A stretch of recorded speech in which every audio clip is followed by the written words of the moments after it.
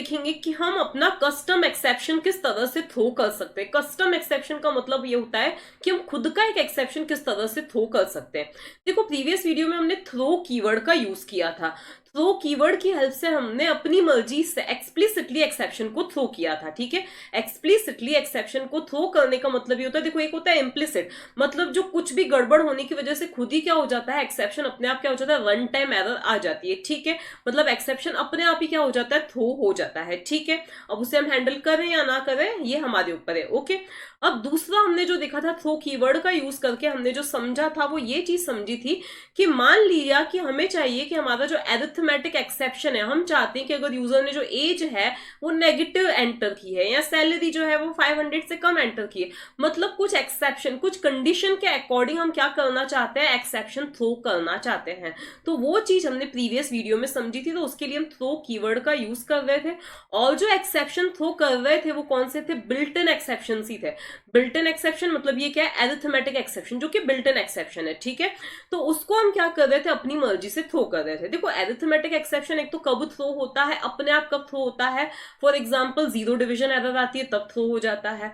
तो ये पहले हमने जो देखे थे वो क्या थे कि जब अपने आप इम्प्लिसिटली एक्सेप्शन थ्रो हो जाता है। उसके बाद हमने थ्रो कीवर्ड का यूज करके हमने देखा कि इन बिल्ट इन एक्सेप्शंस को हम किस तरह से थ्रो कर सकते हैं, जब हम चाहें एक्सप्लिसिटली कब हम थ्रो कर सकते हैं, फोर्सफुली कब हम थ्रो कर सकते हैं। अब ये जो हमने देखा था, ये हमने क्या देखा था, बिल्ट इन एक्सेप्शंस को थ्रो करना। अब अगर हम चाहें कि हम अपनी मर्जी का एक्सेप्शन खुद हम बना के थ्रो करें तो वो हम किस तरह से कर सकते हैं वो हम देखेंगे। उसके पहले कुछ चीजें, इस चीज को थोड़ा सा आपको समझना पड़ेगा। अब आगे बढ़ने से पहले थोड़ा सा इस चीज को आपको समझना पड़ेगा। कोई सा भी जो एक्सेप्शन होता है, बिल्ट इन एक्सेप्शन होता है जो ऑलरेडी बने हुए हैं, वो इस एक्सेप्शन क्लास की क्या होती हैं, सब क्लासेस होती हैं। चाहे वो एरिथमेटिक एक्सेप्शन हो, चाहे वो इनपुट मिसमैच एक्सेप्शन हो, या जो दूसरे हमने एक्सेप्शंस देखे हैं, वो इस एक्सेप्शन क्लास की क्या होती हैं, सब क्लासेस होती हैं। मतलब वो इन बिल्ट कुछ इस तरह से क्या होती हैं, डिफाइंड होती है। ये हमने नहीं डिफाइन किया, ये कुछ इस तरह से क्या होती है, डिफाइंड होती है। ठीक है ना, ये मैं अभी क्यों बता रही, क्योंकि अगर हम खुद का भी कोई सा एक्सेप्शन क्रिएट करेंगे तो उसके लिए भी हमें कुछ इस तरह से डेफिनेशन क्या करनी पड़ेगी, देनी पड़ेगी। ये क्या है, बिल्ट इन एक्सेप्शन है, ये बिल्ट इन क्या है, क्लास है। ठीक है, तो इसी तरह से हमें क्या करनी पड़ेगी, अगर मैं कुछ अपना कोई सा एक्सेप्शन बनाना चाहती हूँ तो मुझे इसी तरह से कोई एक क्लास क्या करनी पड़ेगी, क्रिएट करनी पड़ेगी, जो कि एक्सटेंड करेगी हमारी एक्सेप्शन क्लास को। ठीक है, सपोज मैं चाहती हूँ कि अगर यूजर जो है एज जो है वो नेगेटिव एंटर करता है तो एक नेगेटिव एज एक्सेप्शन क्या हो जाना चाहिए, थ्रो हो जाना चाहिए। प्रीवियस वीडियो में हमने एरिथमेटिक एक्सेप्शन ही थ्रो कर दिया था। मैं चाहती हूँ कि नहीं, ये एरिथमेटिक एक्सेप्शन थोड़ी है, ये तो कुछ और एक्सेप्शन है। तो मैं चाहती हूँ कि अगर यूजर जो है एज नेगेटिव एंटर करता है तो नेगेटिव एज एक्सेप्शन क्या हो जाना चाहिए, थ्रो हो जाना चाहिए। तो उसके लिए मुझे वो नेगेटिव एज एक्सेप्शन क्या करना पड़ेगा, क्रिएट भी करना पड़ेगा। तो उसके लिए मेरी जो क्लास बनेगी वो कुछ इस तरह से बनेगी, इस तरह की जो सिंटैक्स है उसको फॉलो करेगी। दूसरी चीज, आज की वीडियो में हम दो तरह के एक्सेप्शन को थ्रो करना देखेंगे। एक होगा हमारा चेक्ड एक्सेप्शन, दूसरा होगा हमारा अनचेक्ड एक्सेप्शन। दोनों को हम थ्रो करना सीखेंगे। ठीक है ना, तो अब सबसे पहले देखो, अब जैसे कि मैंने बताया कि इस तरह के स्ट्रक्चर को हमें क्या करना है, फॉलो करना है। तो मान लिया कि मैं चाहती हूं, मैं एक नेगेटिव एज एक्सेप्शन क्रिएट करना चाहती हूँ, तो मैं मेरे प्रोग्राम के अंदर कुछ इस तरह से लिखूंगी, क्या लिखूंगी, क्लास। फिर यहाँ पे चलो हम नेक्स्ट स्लाइड में इस चीज को देख लेते हैं। तो मैं कुछ इस तरह से उस चीज को लिखूंगी, मैं यहाँ पे लिखूंगी क्लास। उसके बाद में मैं यहाँ पे क्या लिखूंगी, नेगेटिव एज एक्सेप्शन, या सपोज मुझे ओनली नेगेटिव एज इस तरह से लिखना है। चलो हम पूरा ही लिख देते हैं, एक्सेप्शन कुछ इस तरह से अगर मुझे क्या करना है, लिखना है। ठीक है, अब आगे जैसे कि मैंने क्या बताया था, एक्सटेंड्स, क्योंकि वो किसकी सब क्लास होगी, वो हमारी एक्सेप्शन क्लास की क्या होगी, सब क्लास होगी। तो यहाँ पे मुझे लिखना पड़ेगा एक्सटेंड्स और फिर एक्सेप्शन मुझे यहाँ पे लिखना पड़ेगा। ठीक है ना, तो इतना तो हो गया। उसके बाद में क्या होगा, एक कंस्ट्रक्टर मुझे देना है। तो कंस्ट्रक्टर, अब क्योंकि कंस्ट्रक्टर है तो उसका नाम भी क्या होना चाहिए, यही होना चाहिए। तो यहाँ पे भी यही नाम क्या हो जाएगा, आ जाएगा। तो नेगेटिव एज एक्सेप्शन ये पूरा यहाँ पे आ जाएगा। ठीक है, वो कंस्ट्रक्टर पैरामीटराइज्ड होगा जो कि एरर मैसेज को क्या करेगा, एक्सेप्ट करेगा।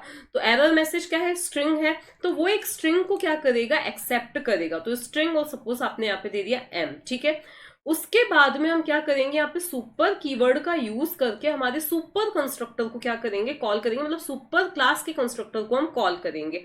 और इस m को भेजेंगे। अब इसकी सुपर क्लास कौन है? एक्सेप्शन है। तो हम इस m को कहाँ भेज रहे हैं? एक्सेप्शन क्लास के कंस्ट्रक्टर के अंदर भेज रहे हैं।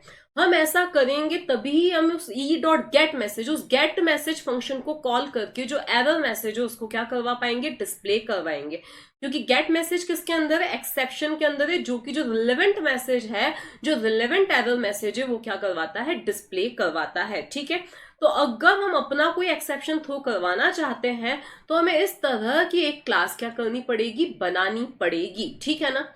इस कंसेप्ट को प्रोग्राम की हेल्प से समझते हैं। ठीक है, ये हमारा प्रोग्राम है जिसमें exceep इस क्लास का नाम है। अभी ये प्रोग्राम इनकम्प्लीट है। देखिए, ये हमारा मेन फंक्शन है। अब इस चीज को हम हटा देते हैं, ये प्रीवियस वाले प्रोग्राम में ही रह गया था। ठीक है, तो ये है हमारा मेन फंक्शन। इसमें हम यूजर से एज पूछ रहे हैं। ठीक है, जो कि एक इंटीजर होगा तो एज के अंदर स्टोर होगा। अब मैं चाहती हूँ कि अगर एज जो है यूजर नेगेटिव एंटर करता है तो एक एक्सेप्शन थ्रो होना चाहिए। प्रीवियस वीडियो में हमने क्या किया था कि एरिथमेटिक एक्सेप्शन ही थ्रो कर दिया था। अब हम ये नहीं चाहते, हम चाहते हैं एक नया एक्सेप्शन थ्रो होना चाहिए। तो हम यहाँ पे कुछ ऐसे लिख देते हैं कि अगर हमारी एज जो है वो नेगेटिव है, दैट इज लेस देन 0 है, तो उस केस में क्या हो जाना चाहिए? थ्रो हो जाना चाहिए न्यू।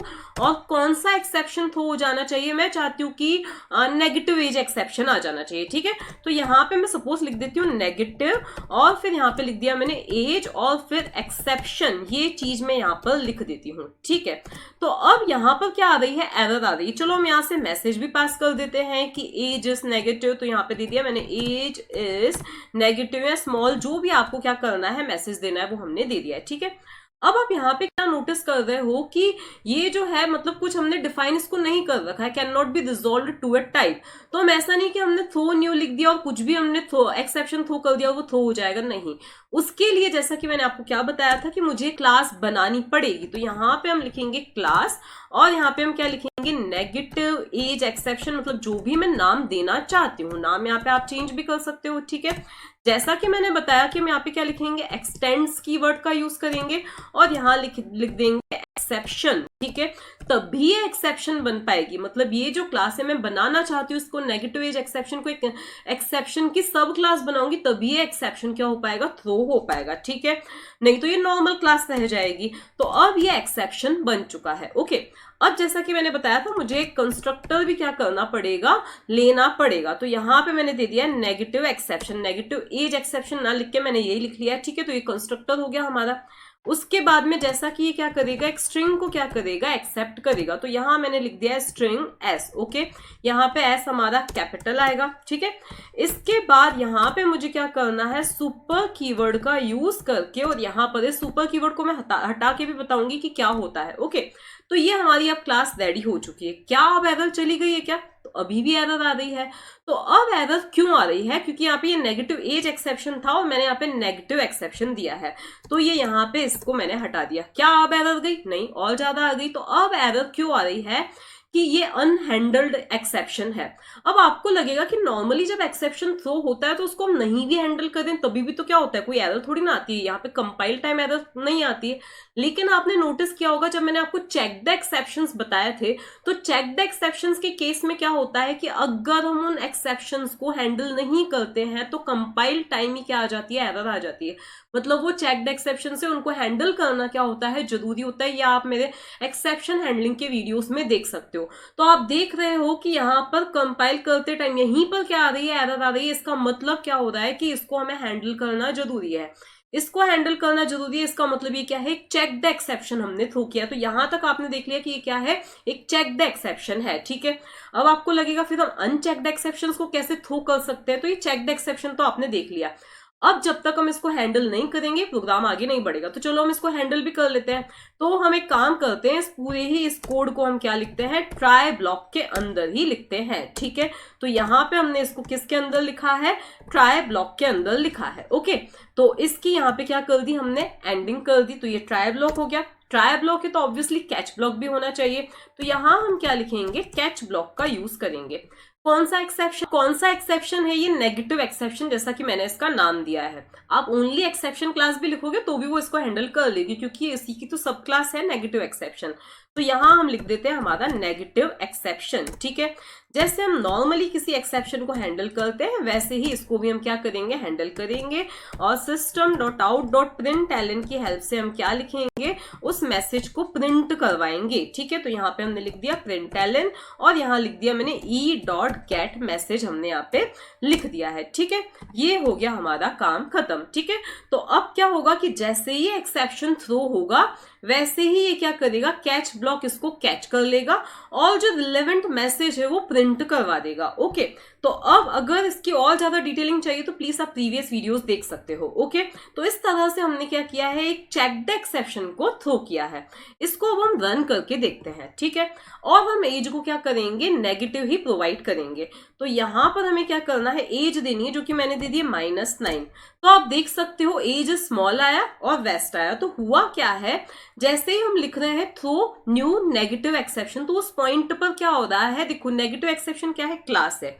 न्यू कीवर्ड का हमने यहाँ पे यूज किया है, मतलब उसका एक ऑब्जेक्ट बना है। ठीक है ना, ऑब्जेक्ट बना है और यहां से हमने एक मैसेज भेजा है, मतलब कंस्ट्रक्टर कॉल हुआ है। कौन सा कंस्ट्रक्टर कॉल हुआ है, ये वाला कंस्ट्रक्टर कॉल हुआ है।